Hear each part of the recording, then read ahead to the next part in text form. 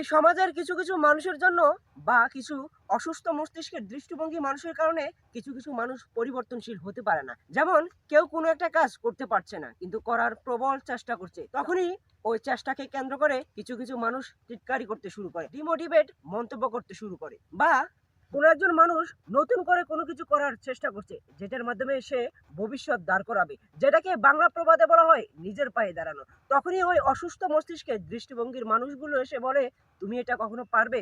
তোমার দ্বারা এটা সম্ভব? তুমি কি এটা কখনো স্পর্শ করে দেখেছো? হ্যাঁ, আরো কতই নাকি বলে।